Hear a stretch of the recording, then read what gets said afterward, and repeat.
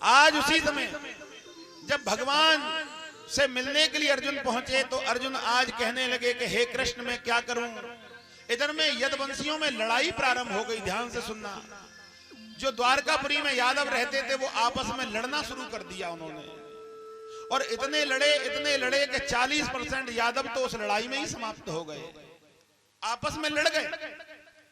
जो 60% यदुवंशी बचे थे, भगवान कहने लगे कि हे यदुवंशियों तुम इस द्वारकापुरी को खाली करके चले जाओ। कि क्यों? कि ये द्वारकापुरी अब कुछ दिनों में डूबने वाली है समुद्र में। तो आज यदुवंशी वहां से खाली करके चले गए। भगवान कहने लगे देवताओं से भक्तों से कि मैं अब अपने धाम के लिए जाऊंगा। कहने लगे कि तुम अपने धाम के लिए जाओगे तो मेरा कल्याण कैसे होगा। कि कलयुग में अगर किसी ब्राह्मण के मुखारबिंद से तुम श्रीमद् भागवत की कथा सुन लो तो समझना कि भगवान ने मधुर मुरली सुना करके और हमें कल्याण किया है।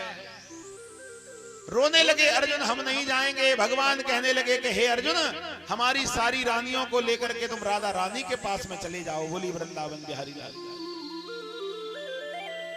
अर्जुन भक्त सब रोने लगे, हे कृष्ण नहीं जाने देंगे, हे कृष्ण नहीं जाने देंगे। भगवान के पास में सभी खड़े हो गए, लेकिन जब एक बार पलक बंद हुई सबकी तो भगवान उसी समय इस शरीर को छोड़ करके चले गए। बोली वृंदावन बिहारी लाल की। कलयुग में, अब मैं कलयुग की थोड़ी सी कथा कह रहा हूं। कलयुग में कैसे भक्त हो जाएंगे दिखावा करने वाले। कलयुग में कैसे भक्त हो जाएंगे दिखा करके दान करने वाले। कलयुग में कैसे भक्त हो जाएंगे दुनिया को और भक्ति में ले जा करके खुद नरक में जाने वाले। कलयुग में कैसे व्यक्ति हो जाएंगे अधर्म करने वाले। कलयुग में कैसे व्यक्ति हो जाएंगे हर घर में कलह करने वाले। कलयुग में कैसी नारी हो जाएंगी हर घर में कलह फैलाने वाली। कलयुग में हर प्रकार से पापी हो जाएगा व्यक्ति, हर प्रकार से अपराधी हो जाएगा व्यक्ति कलयुग में।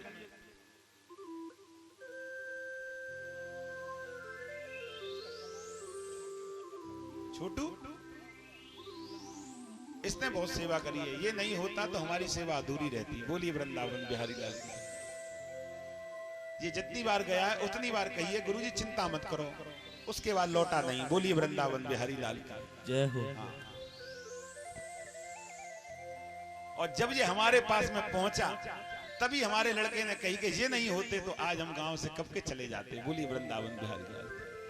क्योंकि जितनी बार कुछ कहा उतनी बार लौटा ही नहीं, 2-2 4-4 घंटे। बोली वृंदावन बिहारी लाल का। आज उसी अच्छा हमारे ठाकुर साहब ने व्यक्ति तो बड़े बढ़िया बढ़िया हमें मिला है। हाँ कुछ भी रहा बढ़िया मिला। पानी की कहो तो 2 घंटे कोई नहीं लौट रहा, मतलब 2 घंटे तक टिकट ही गायब है। बोली वृंदावन बिहारी लाल का। हाँ जय हो। जय हो। आज श्री सुखदेव जी कहने लगे कि हे राजन कलयुग में अधर्म करने वाले व्यक्ति रो जाएंगे।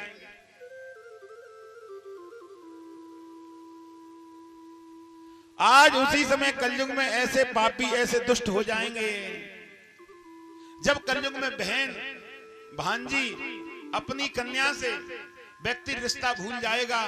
उसी समय निष्कलंक गांव में 9 साल की कुंवारी कन्या से भगवान निष्कलंक का अवतार होगा। बोली वृंदावन बिहारी लाल की जय। और वो पापी का अंत करेंगे। इस प्रकार की कथा आपने सुनी।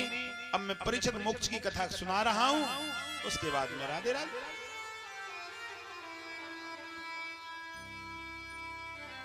परीक्षित मोक्ष की कथा आप सभी ध्यान से सुन लें। 10-12 मिनट की कथा है।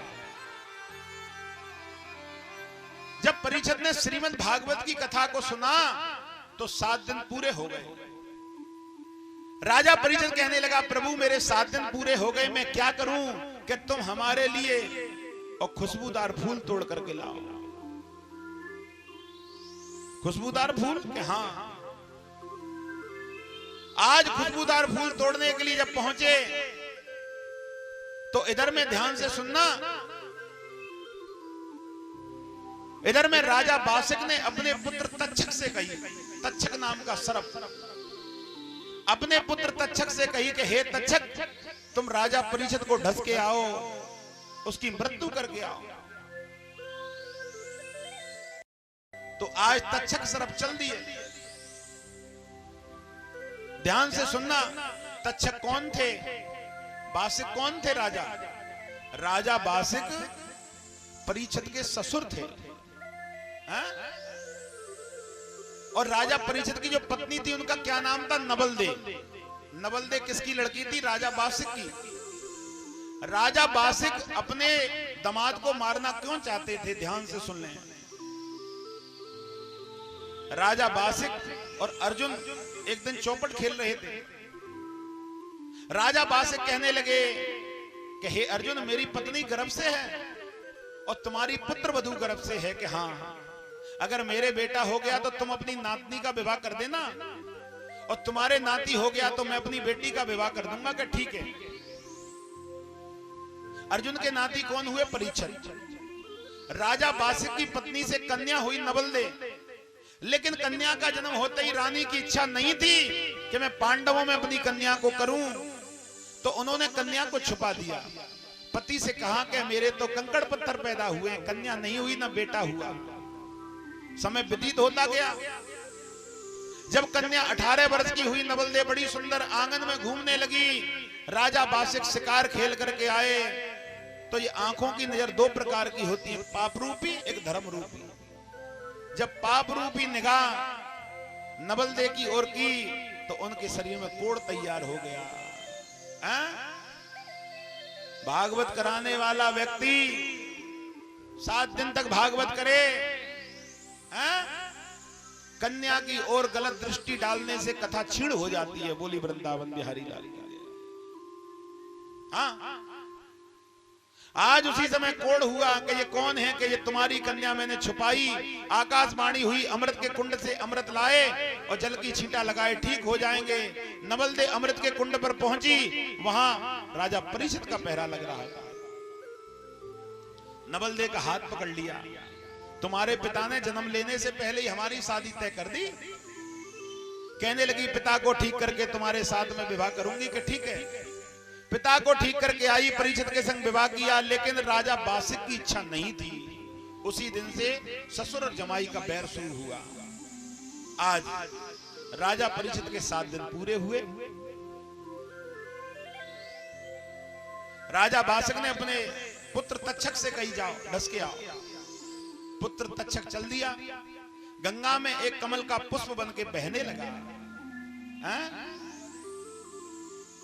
और आज जब बहने लगा तो राजा परीक्षित कहने लगे कि पुष्प बहुत अच्छा है। उन्होंने पुष्पों में पुष्प मिला लिया, वही तक्षक सरप वाला। भागवत महाप्राण के सामने पहुंचे, कहने लगे जिस पुष्प में ज्यादा खुशबू होगी उसी को चढ़ाऊंगा। भागवत कथा सुनने से शरीर वज्र हो जाता है। द्वापर त्रेता में जब भागवत कथा हम सुनते थे तो हमारा शरीर वज्र हो जाता था। कोई भी इसे दंड दे, परेशान करे, उस पर कोई असर नहीं होता था। लेकिन नाक कच्ची क्यों रह गई? क्योंकि एक बार श्री सुखदेव जी ने कहा कि हे राजन, इस श्रीमद् भागवत कथा को झूठा मत समझना। श्रीमद् भागवत कथा को खेल और झूठा समझता है वो धरती पे सबसे बड़ा पापी होता है। कहने लगे ठीक है। कहने लगे एक बार भीम ने क्या किया कि आकाश में हाथी फेंक दिए, लौट करके नहीं आए। ये श्री सुखदेव जी राजा परीक्षित को सुना रहे। राजा परीक्षित ने इसको झूठा समझा, नाक सकोड़ गए, नाक रह गई कच्ची। पुष्प सूंघा, पुष्प में से बन गया फन, और वो राजा परीक्षित को ढस गया। ढसने से मृत्यु हो गई। अगर राजा परीक्षित को नहीं ढसता तो ब्राह्मण और विद्वान की आज कोई सम्मान नहीं करता, संतों का कोई सम्मान नहीं करता।